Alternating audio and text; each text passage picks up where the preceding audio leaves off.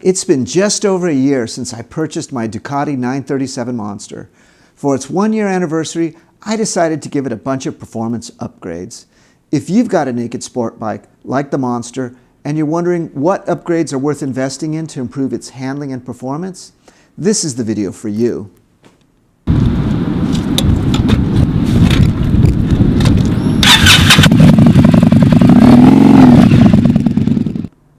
The first thing most new bike owners want to do is modify and customize their new set of wheels. I'm no different, but when I bought the 937 Monster, it had just been completely overhauled by Ducati. So, much to my great dismay, there were no aftermarket parts available for it. Instead, I impatiently waited and waited until finally the aftermarket caught up. I'm happy to say now that a year later, there's now plenty of options for this bike, so I dove in. I know that there's a lot of mods out there that make your bike look pretty. For the most part though, that's not my thing. I'm interested in upgrades that offer some performance improvement in power, handling, or ergonomics. Anything that adds weight, no matter how shiny or handsome, stays off my bike. Though I'm using my Ducati as an example, most of the parts here are compatible across different bikes and brands, so if you see something you like, you should be able to find it, or something similar for your bike. Some of the parts are bike specific with minor fitment add-ons, while others will work as is. I'll do my best to let you know what's what. Let's start off with the very front and back of the bike. My first upgrade was the tires. The Monster came stock with the Pirelli Diablo Rossa 3 tires. These tires are designed for street and some canyon riding.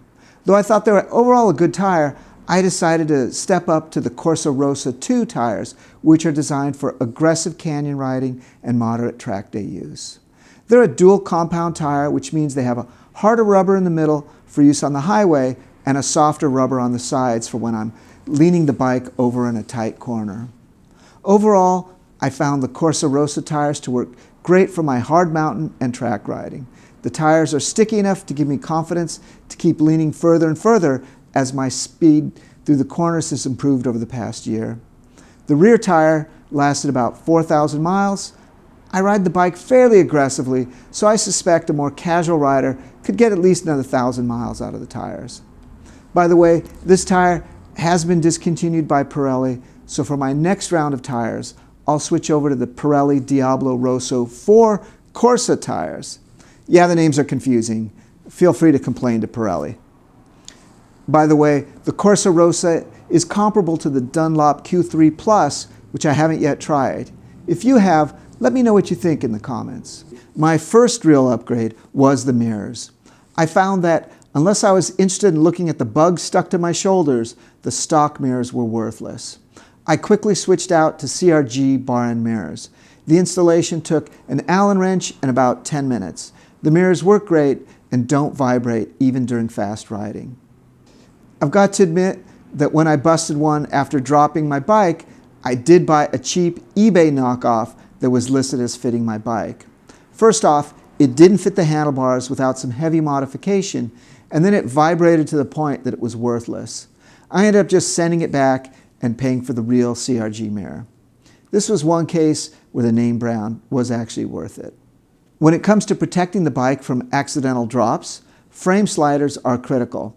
I picked up a set by R&G. They're basic, but they'll do a good job protecting the tank and engine from getting dinged up in the event that I lay the bike down. For me, they're an essential add-on. Even a low-speed drop can lead to a total loss of the bike. With sliders, I can just dust off my pride and keep riding. Another small but important add-on are rear wheel spools. These allow you to lift the back of the bike with a rear stand. They come in handy when it comes to cleaning your chain, running tire warmers at the track, or changing out your tires. They're inexpensive and readily available anywhere you shop for your accessories. Now, naked bikes are called that for a reason. They have no fairings to block the wind. I found that on long freeway rides back from my runs into the mountains, the incessant wind noise just drove me nuts. I decided to buy a small fly screen from Ducati to see if it would help me out. The original screen came with a tiny windshield that I knew would be worthless, so I bought a slightly larger windshield from Puig that I hoped would actually offer an improvement. In practice, the Puig screen does cut down the wind noise just enough to make a difference, but I do have to crouch way down on the tank to make it work. Basically, I'm kissing the tank with my helmet. If you don't like riding in a full racer's tuck, this upgrade probably isn't for you. It's not even noticeable if you're sitting up on the bike. And by the way, there are larger windscreens that you can purchase that will offer a little more protection. Next up, I swapped out my brake and clutch levers for CRG carbon fiber shorties. I like the feel of the shorty levers since I'm only using 2 fingers and I can get a bit of added leverage. Also, if you happen to drop your bike, don't ask me how I know this, you won't bust your levers. I also shaved off at least 2 ounces per lever. That's got to be at least another half a horsepower. I'm flying now.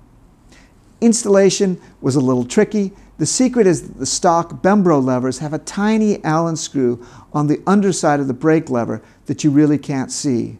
But you've got to remove it to remove the lever. Once you know it's there, the installation is easy.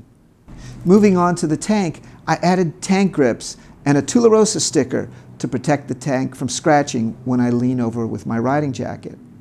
The grips help my slick leather suit get some traction on the tank when I'm braking hard or leaning way off the bike. These are generic grips that I cut to fit my tank. Installation was straightforward and took about 30 minutes from start to finish. Okay, enough with the small upgrades. Let's talk about the big stuff, starting with the steering damper.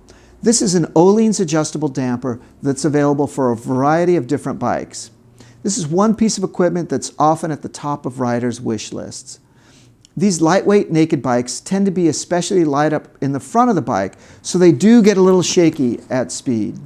I'll do a separate video to go more into the details of the damper, but I'll say for now that it does help settle the bike down at speed.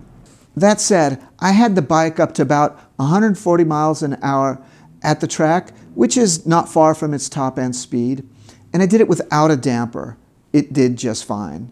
If you're not pushing the bike, it's probably not necessary. Since we're talking about the suspension, let's just dive in. The stock suspension on most naked bikes is on the soft, spongy side. The Monster is no different. I started by removing the rear shock and replacing it with an Öhlins STX 46 racing shock. The racing shock offers a remote reservoir and hand-adjustable preload. I installed the rear shock with the help of a friend and a jack to lift the bike off the ground. Installation took about an hour. Wasn't too hard, but I had a couple questions about the install that held things up. The rear shock is an easy to do it yourself job if you have any mechanical inclination.